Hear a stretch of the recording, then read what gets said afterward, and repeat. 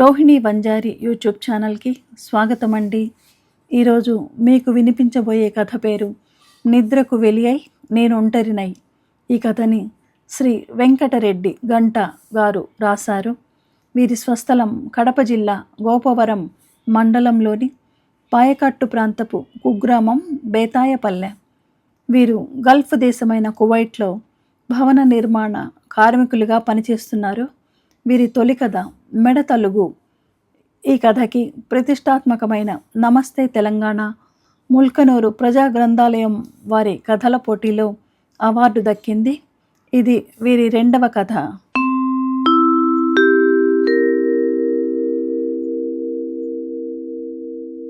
ఈ ప్రయత్నాల్లోనే వీరు ఉత్తమ కథకుల జాబితాలోకి చేరారు. ఈ కథ ఆదివారం ఆంధ్రజ్యోతి జూన్ 7, 2026 సంచికలో ప్రచురితం అయింది.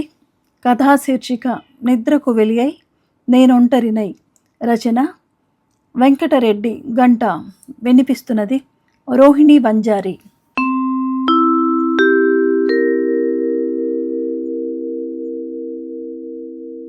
ఈరోజు 3 చోట్ల పడ్డాయంట మిసైల్స్.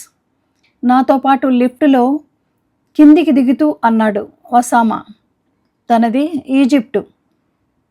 కొన్ని ఏండ్లుగా ఎదురెదురు ప్లాట్లలో ఉండడం వల్ల పరిచయం స్నేహంగా మారింది. నన్ను చూడగానే ఆత్మీయంగా నవ్వుతూ పలకరిస్తాడు. ఆ శబ్దాలు నేను కూడా విన్నాను. ప్రాణభయం అంటే ఏమిటో రాత్రి అర్థమైంది.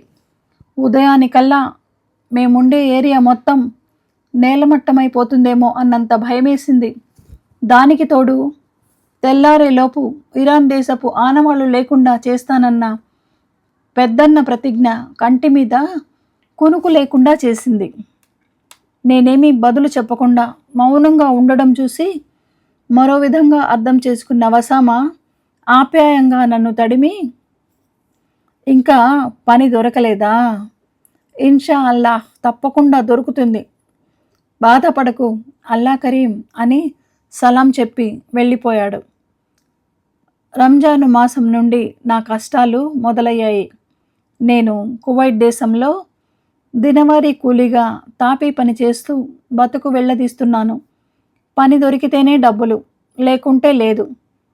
పని దొరికే రోజులపై నా ఆదాయం ఆధారపడి ఉంటుంది. ఇక్కడి నా జీవన ఖర్చులు, స్వదేశంలో సంసార బాధ్యత, పిల్లల చదువులు మొత్తం నా చేతులు పనిచేయడంపైనే నడుస్తాయి. నాకు పని దొరికినా దొరకకపోయినా ఆ సంగతి నా ముసలి తల్లిదండ్రులకు, భార్య పిల్లలకు తెలియకుండా జాగ్రత్తగా ఉంటాను. నేను ఇక్కడ చాలా సంతోషంగానే ఉన్నానన్న భ్రమల్లోనే బతకనిస్తాను. వాళ్లను విచారంలోకి నెట్టడం నాకు ఇష్టం ఉండదు. రంజాను మాసంలో ఇక్కడ సేట్లు ఉపవాసాలు, ప్రత్యేక ప్రార్థనలతో, ఇఫ్తార్ విందులతో తీరిక లేకుండా ఉండడం వల్ల పనులు సరిగ్గా సాగవు. దానికి తోడు ఫిబ్రవరి చివరిలో యుద్ధం మొదలైంది. ఆ రోజు మధ్యాహ్నం నమాజ్ తర్వాత ఒక్కసారిగా సైరన్ల మోత మొదలైంది. ఏం జరిగిందో ఏం జరగనుందో అర్థం కాని పరిస్థితి. నా 20 ఏళ్ల ప్రవాస జీవితంలో మొదటిసారి ఇలా వినడం. అసలు పనిచేసే చోటు నుండి రూముకి చేరుతానో లేదో, ఆ మాటకొస్తే అసలు ప్రాణాలతో ఉంటామో లేదో అంతటా భయం భయం. ఒక్కసారిగా నిస్సహాయత, భయం, దుఃఖం అన్నీ కలగలిసి నా మీద దాడి చేశాయి. కుటుంబ సభ్యులను చూడకుండానే పోతానేమోననే భయం, చావు భయం నన్ను నిలువెల్లా ఆవహించింది. వెనుదిరిగి ప్రవాస జీవితాన్నంతా తిరగేసి చూసుకుంటే నేనెక్కడ గల్ఫ్ జీవితం మొదలుపెట్టానో అక్కడే ఉన్నాను. నా సంపాదన జరుగుబాట్లకు సరిపోయింది కానీ వెనకేసిందేమీ లేదు. ఒకవేళ యుద్ధోన్మాదుల దాడుల్లో నేను బలైపోతే నా కుటుంబ పరిస్థితి ఊహించలేకున్నాను. నేనొక్కడినేనా? నాలాంటి ప్రవాసులు ఇక్కడ ఎన్ని లక్షల్లో ఉన్నారో. ఎక్కడో ఎవరో తీసుకున్న నిర్ణయాలకు ఎన్ని జీవితాలు, కుటుంబాలు, దేశాలు ప్రభావితమవుతున్నాయని ఎంత భయానికి లోనవుతున్నాయని. చదువయ్యాక ఉద్యోగం సంపాదించే తెలివితేటలు లేక, వ్యాపారం చేసే ఉపాయం తెలియక, బతుకు భయంతో ఏ వృత్తి నైపుణ్యము లేకుండా ఎడారి దేశంలో అడుగుపెట్టిన నాకు అడుగడుగున భయమే పెనుభూతంలా పట్టుకుంది. పని దొరుకుతుందో లేదోనన్న భయం, పని దొరికితే నా పనితనానికి వంక పెడతారేమోననే భయం, పని చేసిన తర్వాత డబ్బు చేతికొస్తుందో రాదోనన్న భయం, పనికి వచ్చిపోయే ప్రయాణాలలో తనిఖీలు ఎదురవుతాయేమోనన్న భయం నా బతుకంతా భయం నీడలా వెంటాడింది. ఈ బతుకు భయం ఇప్పటిది కాదు. బహుశా నా 12 ఏళ్ల ప్రాయంలో మా నాన్న రాసిన సూసైడ్ నోట్ను తనకు చదువు రాక అమ్మ నా చేత చదివించినప్పుడు మొదలైందేమో. ఇన్ని భయాల మధ్య 20 ఏళ్ల పైబడి నా ప్రవాసం కొనసాగుతోంది. రాముడి వనవాసం 14 ఏళ్ళైతేనేమి భార్య తమ్మునితో కలిసి వెళ్ళాడు. పాండవుల వనవాసం 12 ఏళ్ళైతేనేమి అన్నదమ్ములందరూ కలిసే చేశారు. నాది ఒంటరి వనవాసం. గదిలోనూ పని దగ్గర చుట్టూ మనుషులే, కానీ నేను ఒంటరే. నా ఆలోచనలు, వ్యవహారాలు గేలి చేయబడుతూనే ఉండేవి. వాళ్ళ దృష్టిలో నేను గ్రహాంతరవాసిని, నేనొక్కడినే నిద్రకు వెళ్ళాయి, నేను ఒంటరినై అన్నట్లుగా ఇన్నేళ్లుగా సాగుతున్న ఈ ఎడారి ప్రవాసానికి కాదు, ఈ జీవితానికే యుద్ధం తెరదించేస్తుందేమో.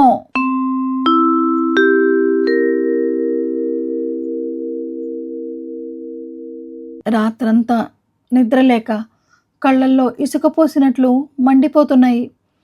ఏ క్షణంలో ఏం జరగనుందోనని ఆన్లైన్లో India today, all Jazeera, Arab times లాంటి న్యూస్ ఛానల్స్ చూస్తూనే తెల్లారిపోయింది. అణుదాడి జరుగుతుందేమో, ఈ రాత్రి తెల్లవారదేమోనన్నట్లు గడిచింది. మనిషి పుట్టి సాటి మనుషుల మరణాన్ని కోరుకుంటూ ఓ నాగరికతనే అంతం చేస్తామనడం ఎంత క్రూరత్వం, ఎంత అహంభావం, అమానుషం. 2 మూర్ఖుల పంతాలకు ఏ సంబంధం లేని మనుషులు ఎందుకు చనిపోవాలో ఎప్పటికీ అర్థం కాని ప్రశ్న. ఈ పరిస్థితుల్లో చేతిలో చిల్లిగవ్వలేక, పని దొరక్క విలవిల్లాడే గల్ఫ్ బతుకుల్లో నాది ఒకటి. ఇండియాకు డబ్బు పంపడం మాట దేవుడెరుగు. ఈరోజు గది అద్దె చెల్లించకపోతే తీవ్ర అవమానం ఎదుర్కోవాల్సి వస్తుంది. జేబులో 2 దీనార్లే మిగులున్నాయి. ఓ స్నేహితుణ్ణి కొంత డబ్బు బదులు అడగడానికి బయలుదేరాను. 1.5 దీనారుకు ట్యాక్సీ బేరమాడుకోగలిగితే, ఒకవేళ నేను వెళ్ళిన పని జరగకపోయినా బస్సులో తిరిగి రావడానికి 1/4 దీనారు సరిపోతుంది. మిగిలిన చిల్లరతో సింగిల్ చపాతీ, చాయ్తో ఈ పూట గడిచిపోతుంది. తర్వాత నాకు ట్యాక్సీ వాళ్ళతో రకరకాల అనుభవాలున్నాయి. కొందరు మాటలతో విసిగిస్తే, మరికొందరు పొగ తాగి ఇబ్బందికి గురి చేస్తారు. ఫోన్లో బిగ్గరగా మాట్లాడి చిరాకు తెప్పిస్తారు. మరి పాకిస్తాన్ వాళ్ళైతే సరే, వాళ్ళ బడాయి చెప్పనలివి కాదు. ఓసారి ఓ టాక్సీ డ్రైవర్ నన్ను మాటల్లోకి దింపి మెల్లగా తన చేయి నా తొడపైన వేసి నిమురుతూ చాలా దీనంగా బతిమిలాడాడు. తప్పించుకునేసరికి తల ప్రాణం తోకకొచ్చింది నాకు. ఈసారి ఎలాంటి ట్యాక్సీ వాళ్ళ తారసపడతాడేమోనని అనుకుంటుండగా ట్యాక్సీ వచ్చి ఆగింది. ముందున్న కస్టమర్ దిగిపోగానే నన్ను ఉద్దేశించి ట్యాక్సీ కావాలా అని అడిగాడు అరబిక్లో. మనిషి అందంగా ఉన్నాడు. అరబ్బీ మనిషే. చూస్తే ఏదో కంపెనీలో సీఈఓగా చేసే మనిషిలా ఉన్నాడు తప్ప ట్యాక్సీ వాళ్ళలా లేడు. నేను బదులు చెప్పకుండా తననే చూస్తుంటే మళ్ళీ అడిగాడు, ఏబీ సయారా అని. అవునని వెళ్ళవలసిన చోటు చెప్పా. 2 దీనార్లు అవుతుందన్నాడు. నేను 1.5 అన్నాను. నవ్వి, ఇప్పుడు మీరు వెళ్ళాల్సిన చోటు నుండే వచ్చానని డాష్బోర్డ్ మీద కస్టమర్ ఇచ్చిన 2 దీనార్లు చూపించాడు. ఎలాగోలా బేరం కుదుర్చుకొని టాక్సీలో కూర్చున్నాను. సిగరెట్ పారేయమంటారా అన్నాడు కస్టమర్ని గౌరవిస్తూ. పర్వాలేదు, విండో అద్దం దించి తాగు అన్నాను. శుక్రన్ చెప్పి బండి ముందుకు కదిలించాడు. ఆ చెప్పు అన్నాడు అరబ్బీలో. అప్పటికే ఫోన్ కాల్లో ఉన్నాడు కాబోలు. ఫోన్ బ్లూటూత్ ద్వారా కారు స్పీకర్కు కనెక్ట్ అయి ఉంది. తలనొప్పి మొదలైనట్లే అనుకున్నాను. నా అవతారం, చేతులకు ఉన్న సిమెంటు మరకలు, దక్షిణ భారతదేశపు నల్లటి ముఖం ఇవన్నీ గమనించి అరబ్బీ కొద్దో గొప్ప తప్ప పెద్దగా తెలియదని అతని నమ్మకం కాబోలు అరబ్బీలో ధారాళంగా మాట్లాడుతున్నాడు. హబీబీ, నాన్నేడి అని అడుగుతున్నాడు నీ కొడుకు. వాడు నిద్రలేయక మునిపే తెల్లారుజామున ఫజూర్ నమాజ్ చేసి వెళ్ళిపోతావు. మళ్ళీ వాడు నిద్రపోయాక ఏ అర్ధరాత్రికి ముందో వచ్చి ఈషా నమాజ్ చేసి పడుకుంటావు. మనం ముగ్గురం కలిసి తినక ఎన్నాళ్ళయిందో దిగులుగా శ్రీస్వరం. ఆమె అతని భార్య అని అర్థమైంది. ఏం చేద్దాం, మన ఇంటికి అద్దె, నిత్యావసరాలు ఇంకా ఎన్నో ఈ ట్యాక్సీ మీదే ఆధారపడి ఉన్నాయి కదా. పైగా ఈ యుద్ధం వల్ల గిరాకీలే లేవు, పెద్దగా రాబడి లేదు. మనం తిన్నా తినకపోయినా ఈ ట్యాక్సీకి రోజుకి 7 దీనార్లు చెల్లించాలి. ఇంకా 3 ఏళ్ళు చెల్లిస్తే కానీ బండి మన సొంతం అవదు. మన పరిస్థితి నీకు తెలియనిదా అన్నట్లుంది అతని స్వరం. ఎప్పటి నుంచో అడగాలనుకుంటున్నా. నేను కూడా ఎక్కడైనా పని మనిషిగా చేరనా? బాబు స్కూల్ నుంచి తిరిగి వచ్చేసరికి వచ్చేయచ్చు. రాత్రింబవళ్ళు నీ ఒక్కడి కష్టం చూడలేకున్నా ఏమంటావు? అడగలేక అడిగినట్లుంది ఆమె స్వరం. భర్తకు సహాయపడాలనే ఆరాటం స్పష్టంగా కనపడుతుంది ఆ మాటల్లో. అంతవరకు మామూలుగానే మాట్లాడిన అతని గొంతులో ఏదో అడ్డుపడ్డట్లయింది. వెంటనే మాట్లాడలేకపోయాడు. రుక్తమైన గొంతును ఎలాగోలా పెగల్చుకుని, మై డియర్, మనం బాగా బతికిన రోజుల్లో నీకు పని మనుషులు సాయంగా ఉండేవారు, గుర్తుందా? భార్య మీద అమితమైన ప్రేమాభిమానాలు అతని గొంతులో. నేను ఆఫీసు నుంచి వచ్చే వేళకు ఛాయ్ సిద్ధం చేసి అబ్దుల్లాతో సహా నా కోసం ఎదురు చూసేదానివి. ఎంత బాగుండేవి ఆ రోజులు. చూస్తూ ఉండగానే మన దేశంలో ఒక్కసారిగా పరిస్థితులు మారిపోయాయి. నిరసనలు, తుపాకుల శబ్దాలు, టియర్ గ్యాసులు, ఇంకా ఎన్నిటికో దూరంగా బతికుంటే చాలని కట్టుబట్టలతో ఇంటిని, దేశాన్ని వదిలేశాం కదా. 4 ఏళ్ళు గడిచాయో లేదో మళ్ళీ బతుకు భయం మొదలైంది ఈ యుద్ధం వల్ల. మళ్ళీ మనం డమాస్కస్లో అడుగు పెడతామన్న ఆశ లేదు అన్నాడతను. బతికి చెడిన మనిషిలా ఉన్నాడు. సరే, బాధపడకు. కళ్ళ ముందు ఎన్నో కుటుంబాలు ఛిద్రమైపోయాయి. మనం బాబుతో సహా ఒక్కచోటే ఉన్నాం. అల్హమ్దులిల్లా, దానికి అల్లాకు ఎప్పటికీ రుణపడి ఉండాలి అనునయంగా అని పెద్ద పెద్ద శబ్దాలు విన్నప్పుడల్లా వాడు ఉలిక్కిపడి నిద్రలేచి బాబా ఎక్కడా అంటున్నాడు. ఈ రోజైనా త్వరగా వచ్చి అంది కొనసాగింపుగా. అతను పెద్దగా నిష్టూర్చాడు. ఏమైంది అడిగిందామా కుతూహలంగా. ఏం లేదు, నిద్రపోయే అబ్దుల్లాని చూస్తే నాకు వాడే, ఆ పిల్లోడే గుర్తొస్తాడు. అందరం అప్పుడే దేశాన్ని వదిలి తోచిన గమ్యాన్ని వెతుక్కుంటూ బయలుదేరాం. క్రిక్కిరిసిన పడవలు, అనుకూలించని వాతావరణం, తలకిందులైన నావలు, గాల్లో కలిసిన ప్రాణాలు, భార్య పిల్లల్ని పోగొట్టుకున్న ఒంటరి తండ్రి, ఎర్ర చొక్కా, నీలపు రంగు నిక్కరు, కాళ్లకు చెప్పులతో సముద్రపు ఒడ్డుకు చేరిన పాలబుగ్గల పసిబిడ్డ శరీరం, అలాయ్ కుర్తి, మన అబ్దుల్లా వయసే. అది గుర్తొచ్చినప్పుడల్లా ఎన్నో నిద్రలేని రాత్రులు గడుపుంటానో. ఆ పైన మాట్లాడలేకపోయాడు. కాసేపు రెండు వైపులా నిశ్శబ్దం. ఒక్కసారిగా సిరియా వలసలు గుర్తొచ్చాయి. మీడియాలో చూసిన సముద్రపు ఒడ్డున ఆదమరచి నిద్రపోతున్నట్లున్న పసివాని శరీరం నా కళ్ళ ముందు నిలిచింది. గుండెను మెలిపెట్టే హృదయ విదారక దృశ్యం. ఆ పరిస్థితులకు ఎవరు కారణం? సాటి మనిషే, అతని స్వార్థమే. కొన్ని మన చేతుల్లో ఉండవు. ఆ పైవాడు ఎలా నిర్దేశిస్తే అలా అవుతుంది అని ఓదార్చిందామె నిశ్శబ్దాన్ని భంగపరుస్తూ. వాళ్ళ సంభాషణ కొనసాగుతుండగానే నా గమ్యస్థానం వచ్చింది. కాసేపు ఆగమని ఆమెకు చెప్పి ట్యాక్సీ రోడ్డు వారగా ఆపాడు. నా దగ్గర ఉన్న చివరి 2 దీనార్లు ఇచ్చేశాను. చిల్లర ఇవ్వబోతే వద్దన్నాను. తను ఒప్పుకోలేదు. ఒప్పందమేనని 1/2 దీనార్ తిరిగి ఇచ్చేశాడు.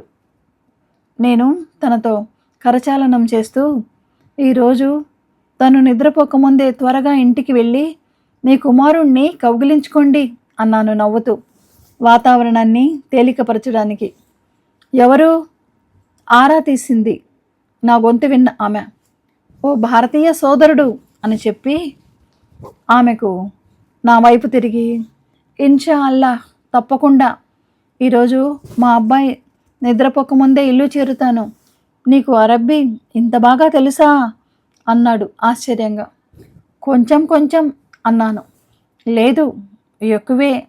ఇన్షా అల్లాహ్, త్వరలోనే మీరు కూడా మీ అబ్బాయిని తప్పకుండా కలుస్తారు అని నవ్వి వెళ్ళిపోయాడు, తన నవ్వు ముఖం నా హృదయంలో ముద్రించి. తండ్రి కొడుకుల కౌగిలింతలోని అనుభూతిని ఎవరైనా మాటల్లో చెప్పగలరా?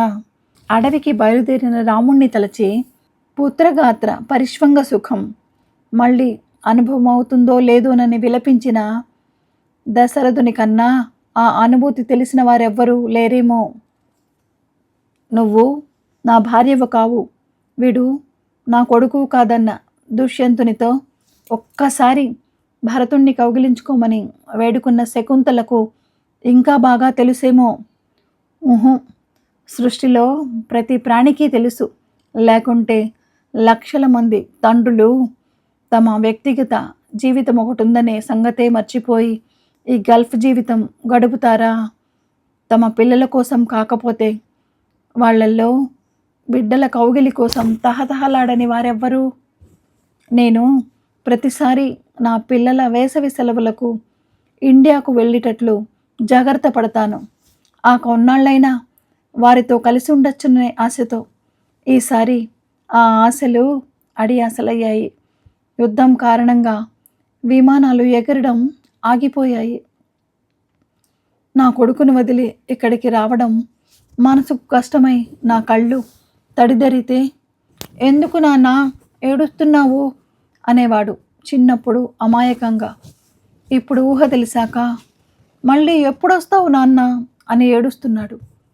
ఇక మా నాన్న నాతో ఫోన్లో మాట్లాడక ఎన్నాళ్ళైందో. ఎప్పుడు నేను మాట్లాడాలనుకున్నా ఏదో రకంగా తప్పించుకుంటాడు.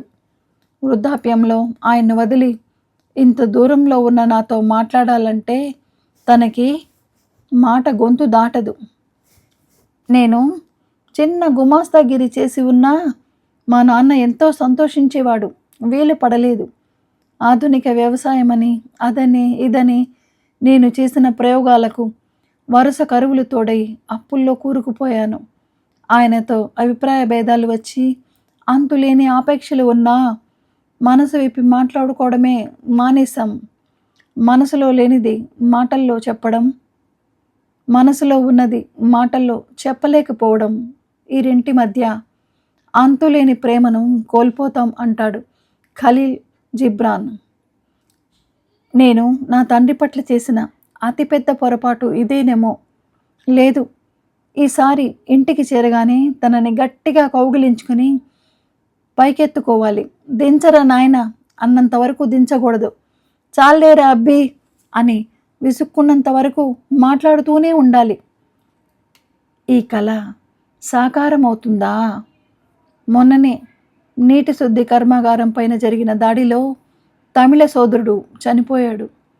తన కోసం కొండంత ఆశతో ఎదురు చూసే అతని కుటుంబాన్ని ఎవరు ఓదార్చగలరు? నేనుండే ప్లాట్ పైన కానీ, పనిచేసే చోట కానీ దాడులు జరగవని ఎవరు హామీలు ఇవ్వగలరు? ఎంత చిన్న దేశం ఇది! ఎంత పెద్ద హృదయం దీనిది! ఎన్ని దేశాల ప్రవాసులు ఇక్కడ బతుకుతున్నారు. ఈ దేశానికి ఏమీ కాకూడదని నా హృదయం తపిస్తోంది. రాత్రి భయపడినట్లు పొరుగు దేశంపై అణుదాడి జరిగితే స్థానికులు, ప్రవాసులతో సహా గల్ఫ్ మొత్తం ఏమైపోయి ఉండేదో. సాటి మనిషి జీవితేచ్ఛను హరించే హక్కు ఎవ్వరికీ లేదు కదా. అలా చేసేవాడు పెద్ద మనిషి ఎలా అవుతాడు? సెల్ మోగడంతో మిత్రుడేమోననుకున్నా. కాదు, ఇండియా నుండి. హలో అన్నాను లిఫ్ట్ చేసి. మీ నాయన రాత్రి టీవీలో వార్తలు చూసి దిగులుతో బువ్వ కూడా తినలే. కుమిలిపోతుండాడు. నీతో మాట్లాడాలంట. ఫోన్ ఇస్తున్నా. అవతల నుంచి ఇల్లాలి స్వరం. గుండె ఒక్కసారిగా లయ తప్పింది. ఇది నాకు 8వ వింత. ఆయనకై ఆయనే నాతో మాట్లాడాలనుకోవడం. నాయనా అన్నాను.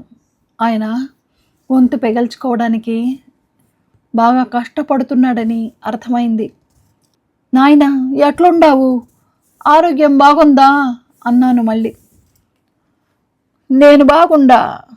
మీరుండే దేశాల్లో జనం మొత్తం ఒక్కసారి చచ్చిపోయే బాంబులేస్తారని టీవీలో చెబుతుంటారు. నువ్వెట్టుండవురా?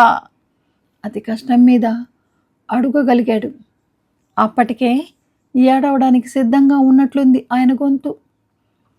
టీవీలలో అట్లా చూపిస్తారులే, మాకేం కాలేదులే, యాడ్నో దూరంగా పడినాయి, మాకే ఇబ్బంది లేదు, మీరు భయపడగాకండి అని అర్ధ సత్యమే చెప్పాను.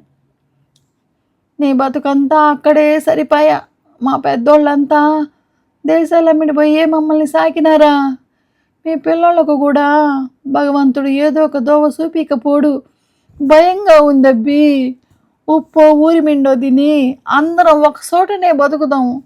తొందరగా మన ఊరికి రా నాయనా అని ఆ పైన మాట్లాడలేకపోయాడు.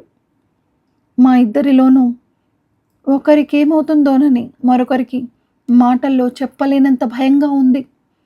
మా అపార్ట్మెంట్ నుండి స్పష్టంగా కనిపించే ఎయిర్పోర్ట్, మండుతున్న పెట్రోల్ ట్యాంకులు, ఛిద్రమైన కమ్యూనికేషన్స్, దట్టమైన పొగలు, వీటన్నింటినీ అధిగమించి మళ్ళీ మొదటి విమానం భారతదేశం వైపు ఎప్పుడు బయలుదేరుతుందో.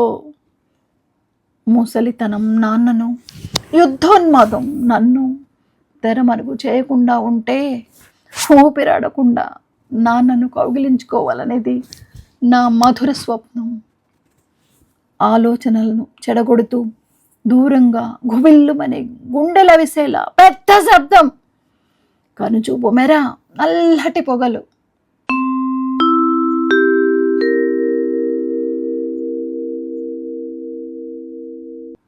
ధన్యవాదాలు. మీరు ఇంతవరకు శ్రీ వెంకటరెడ్డి గంట గారు రాసిన నిద్రకు వెలియై నేను ఒంటరినై అనే కథని విన్నారు కదా. ఈ కథ పైన మీ అమూల్యమైన అభిప్రాయాలను కామెంట్ బాక్స్లో తెలియజేయండి. మరిన్ని మంచి కథల కోసం రోహిణి వంజారి యూట్యూబ్ ఛానల్ని తప్పకుండా సబ్స్క్రైబ్ చేసుకోండి. ధన్యవాదాలు. మీ రోహిణి వంజారి.